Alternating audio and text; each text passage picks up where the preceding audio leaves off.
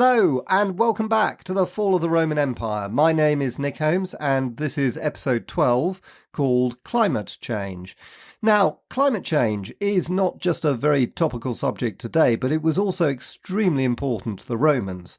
Now, that may surprise you because you probably haven't heard too much talk about it in a Roman context, but I think that's all beginning to change because historians are becoming much more aware of how important climate change was to human history. And that's hardly surprising when you think that only about 12,000 years ago, most of Northern Europe and America was covered by huge glaciers. I think one of the problems with climatology is that it's still a developing science, and quite frankly there's still a lot of unknowns about why even the last ice age came to an end when it did.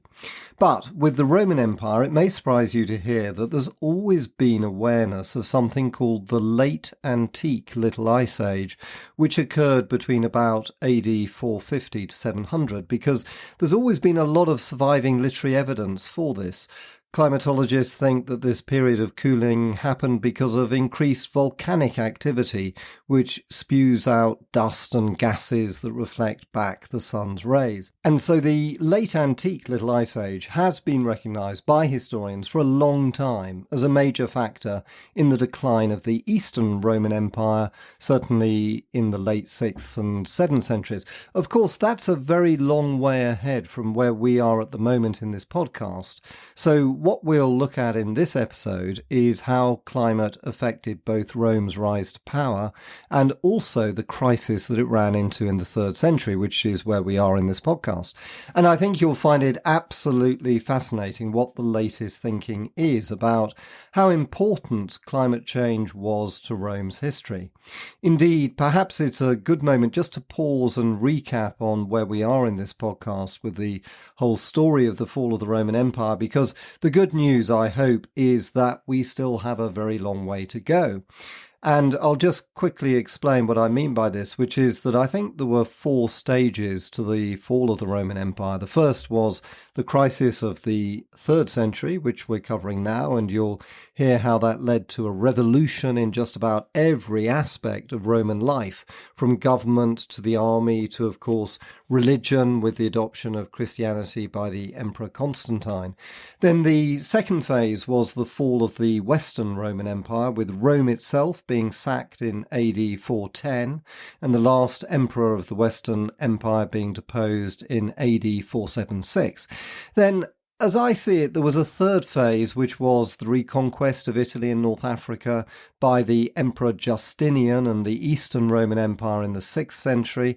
Then the final 4th phase was the rise of Islam and the destruction of most of the Eastern Roman Empire in the 7th century, leaving Constantinople as the last bastion of the Roman Empire, which, of course, we call the Byzantine Empire. Now, I'm intending to cover all of these 4 phases in this podcast, so we've got a very long way to go, which I hope should be very exciting. And I just mentioned that I'll also be publishing a book on this first phase that we're on right now in the next few months. It'll be called The Roman Revolution, and it's about the 3rd century crisis and the reinvention of the Roman Empire under the emperors Aurelian, Diocletian and Constantine, which we'll be getting onto pretty soon in this podcast, so I'll certainly keep you updated on that. Now, let's get back to climate change, and this is my own research and writing into this area, but a very good book I recommend if you want to go deeper is called The Fate of Rome by an American historian called Kyle Harper. So let's get on with this fascinating subject. Hope you enjoy it.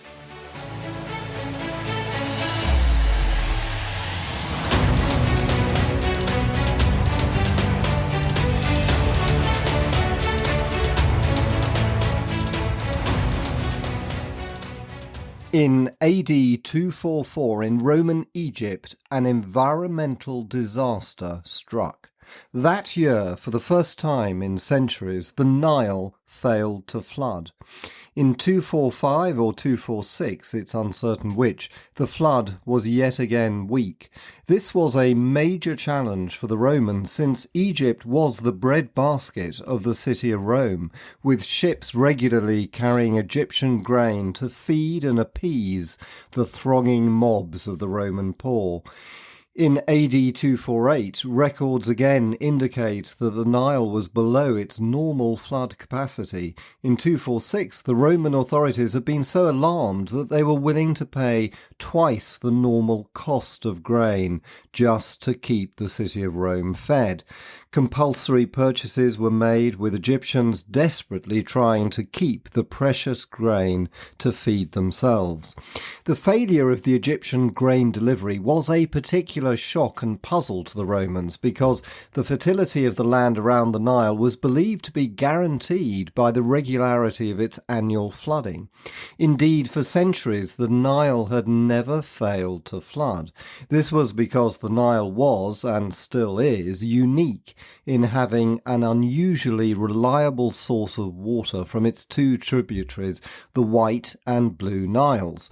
The White Nile receives water from equatorial Africa, which contributes about 90% of its floodwaters, mainly sourced from monsoons in East Africa.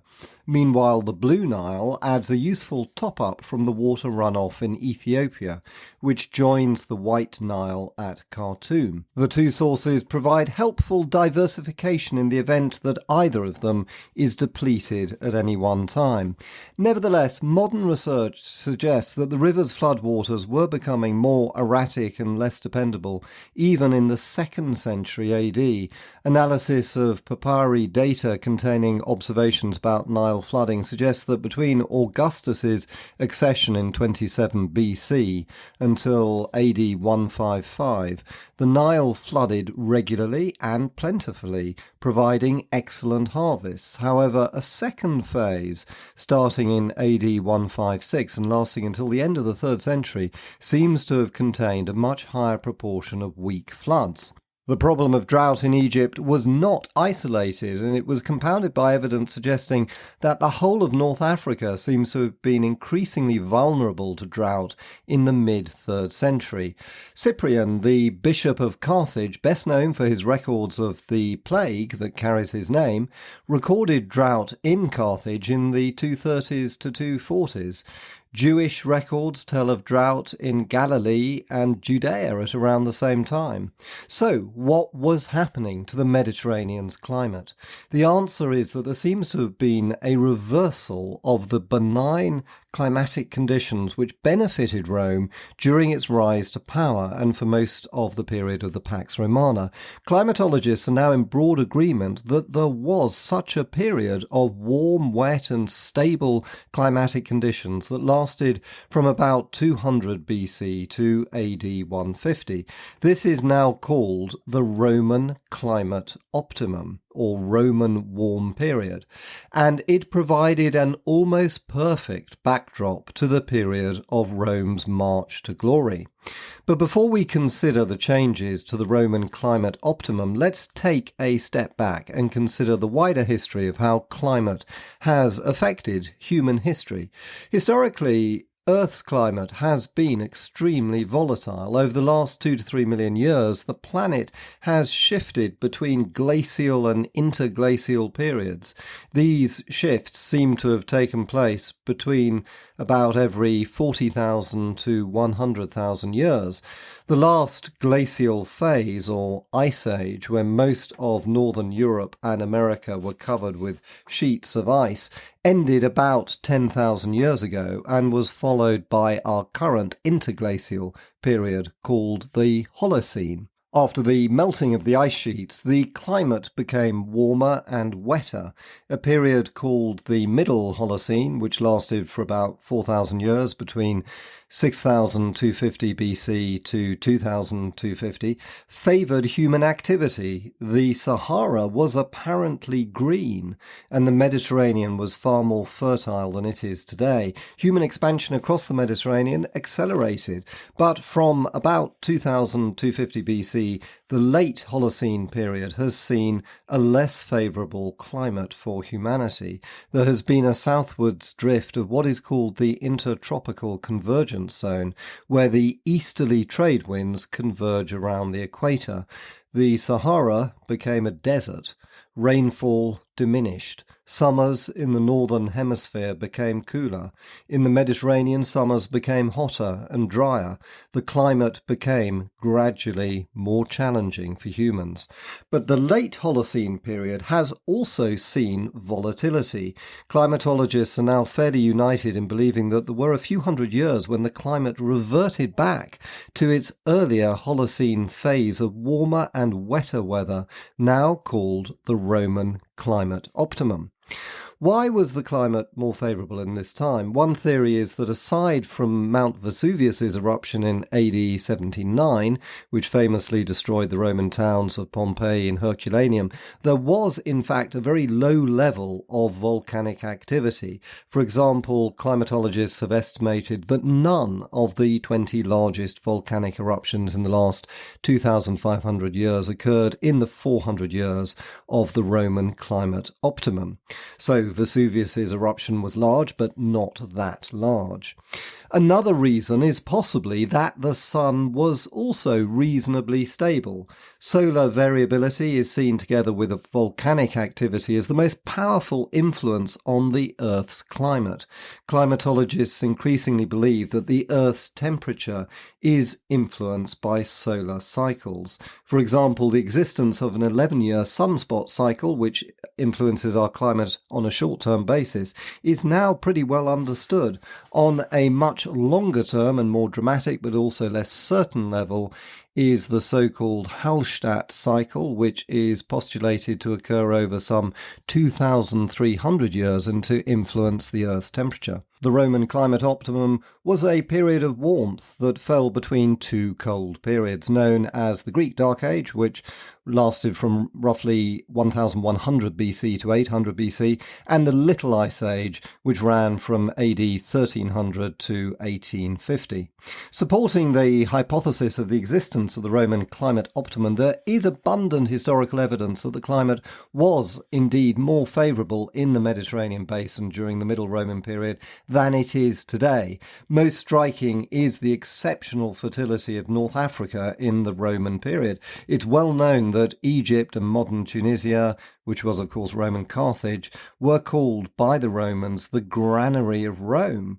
Today, both countries are grain importers. Yet during the Roman climate optimum, from Morocco to Egypt, there was a line of coastal cities that produced huge quantities of corn, wine, fruit, as well as breeding horses. Wild animals also live much closer to the Mediterranean than they do today, providing an abundant source of exotic animals to be massacred in the Roman amphitheatres. For example, Pliny the Elder said that elephants roamed in the Atlas Mountains. Today, they are long gone. Aside from the agricultural prosperity of North Africa, the Romans have left copious records of Tiber floods that have long since disappeared. Italy seems to have had far more rainfall than it does today. Pliny the Younger and Ovid both recorded frequent Tiber floods in summer. Pliny even described Roman furniture floating down the streets in floods during Trajan's reign. By contrast, in the Middle Ages, the Tiber never seems to have flooded. Another example is agricultural production. Pliny the Elder said that not only was Italian wheat excellent, but that it was grown in the mountains, suggesting warmer but also wetter conditions than today. In Greece, heavy olive crushing installations have been discovered high above the modern levels of olive cultivation, again suggesting that Greece was far wetter and more fertile than it is today. So there is plentiful literary and archaeological evidence to suggest that the Mediterranean enjoyed a more favourable climate for agriculture in the period of the Roman climate optimum than it does today. Quite how much of an impetus this was to Rome's path to glory remains uncertain, but presumably it helped more than hindered. However, just as Rome's luck with its external enemies changed in the 3rd century, so too its luck with the climate also seems to have run out. For at least one historian has recently argued that the Roman climate optimum started to wane in the late 2nd and 3rd centuries. There is evidence that both rainfall and temperatures reduced between AD 150 and AD 450 in a period that this historian has called the late Roman transitional period. The main evidence for this lies with increased drought and crop failures, especially in Egypt and especially in the 240s, as described at the beginning of this episode. This occurred at exactly the same time that Rome's enemies, the Persians, Goths and Germans, which we've heard about in earlier episodes, were mounting the most serious invasions of the Roman Empire since the Carthaginian general Hannibal had invaded Italy just over 450 years earlier. The failure of the Nile flood in AD 244, described at the beginning of this episode, is the best example of this, but the evidence goes beyond it, not just for the 3rd century, but for the next 200 years, for as the Roman climate optimum ended, it was eventually replaced by the late antique Little Ice Age, which is a widely recognised period of cooling that lasted from around AD 450 to AD 700, as mentioned at the beginning of this podcast, and which climatologists have shown was almost certainly caused by increased volcanic activity. But returning to the 3rd century, in conclusion, we can say that the evidence is growing that climate change was more of a problem for the Romans, even at that time, than has previously been thought by historians. And of course, the subject of climate change is particularly relevant to us today, for although the Romans cannot be blamed for causing climate change themselves, except perhaps to a modest extent due to the extensive deforestation that took place throughout the empire, there is no doubt that today climate change is not only accelerating rapidly due to human activity, but in my opinion, it also poses one of the greatest threats ever to humanity. Perhaps as we learn more about climate change in the Roman Empire, we will understand better our own situation.